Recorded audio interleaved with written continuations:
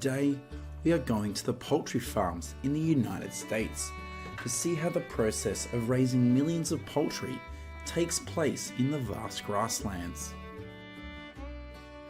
Today, chicken is the most commonly raised poultry species in the grasslands of the United States.